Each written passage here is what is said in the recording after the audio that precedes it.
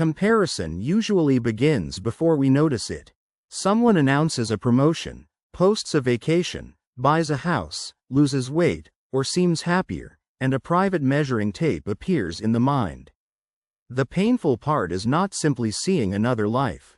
It is turning that life into evidence about our own value. Humans compare because the brain is social. For most of human history, knowing your place in the group affected protection, mating, status, and survival. The modern world changed the stage, but not the machinery. Now the tribe is not 30 people in a village. It can be thousands of polished lives on a screen. There are two main directions. Upward comparison means looking at someone who appears ahead of you. It can inspire, but it can also create shame. Downward comparison means looking at someone who seems worse off. It can create gratitude, but it can also become arrogance or relief built on someone else's struggle. A realistic example is income. A person earning a stable salary may feel fine until they discover a friend earns twice as much. Nothing in their bank account changed that day. Rent, bills, and savings are the same. But the comparison changes the emotional meaning of the number, and suddenly enough feels like failure. Social media intensifies comparison because it removes ordinary context. You see the restaurant, not the credit card bill. You see the engagement photo, not the argument in the car.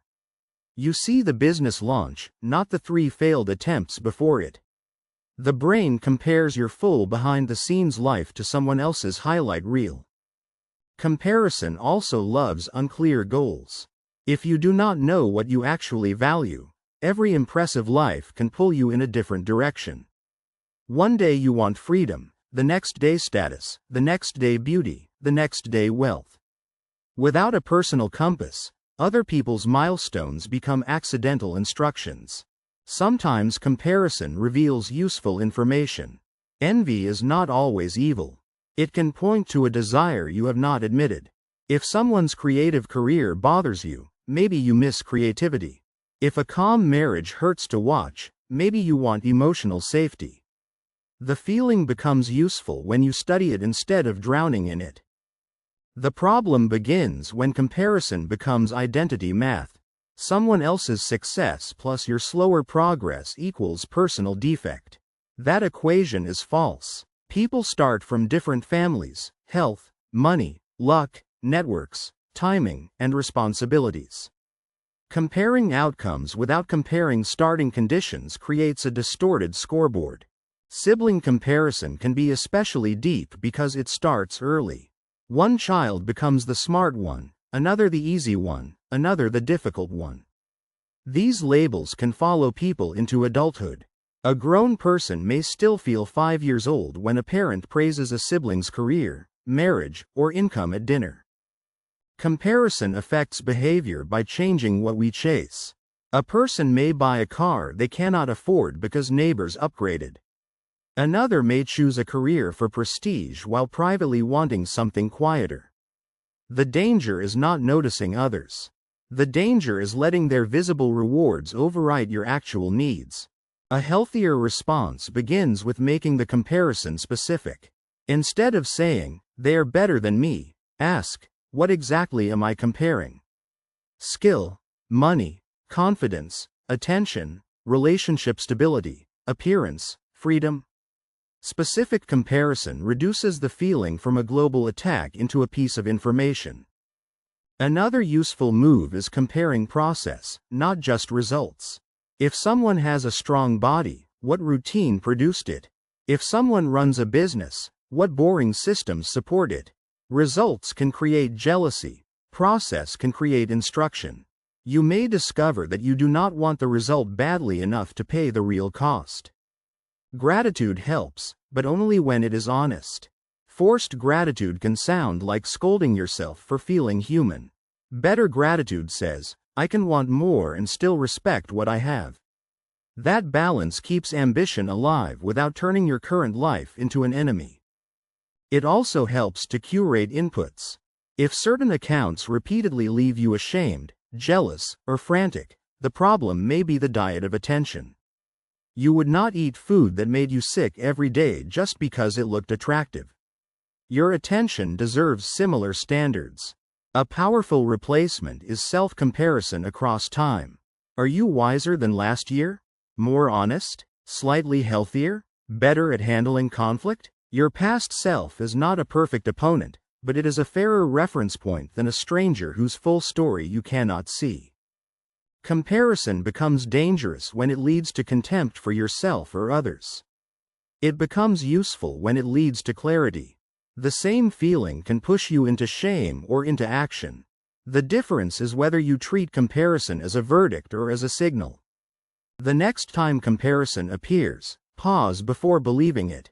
Ask what it is showing you, what context is missing, and whether the other person's path actually matches your values.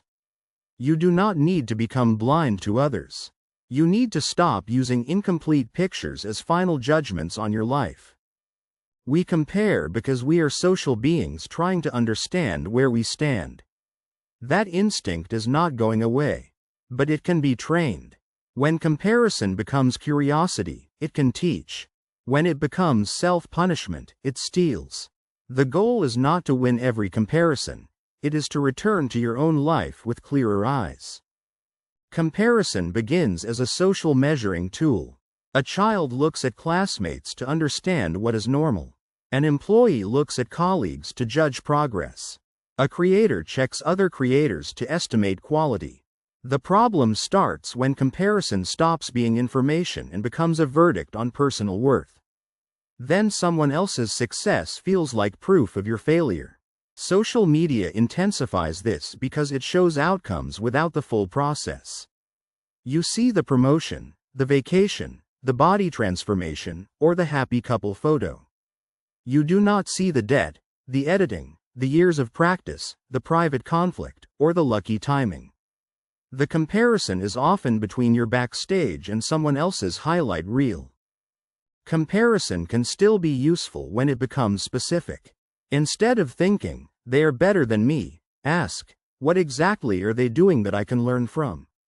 Maybe they practice more consistently, ask better questions, or manage time better. Specific comparison creates a path. Global comparison creates shame. The healthiest use of comparison is direction, not self-punishment. Other people can reveal possibilities, standards, and skills. They cannot define your entire value. When comparison hurts, narrow it. Compare habits, methods, and choices, not identities. Then someone else's progress can become useful information instead of a weapon you use against yourself. A simple reset is to compare inputs before comparing outcomes. Before envying someone's result, ask what they practiced, sacrificed, learned, or risked to reach it. This does not make comparison painless, but it makes it fairer. It turns jealousy into information and reminds you that most visible wins are built from invisible repetitions. It also helps to choose better comparison groups. Compare your current skill with your past skill. Compare your effort with your own standard. Compare your next step with the life you actually want, not the life that looks impressive online. That shift does not remove ambition. It gives ambition a healthier direction and makes progress easier to recognize.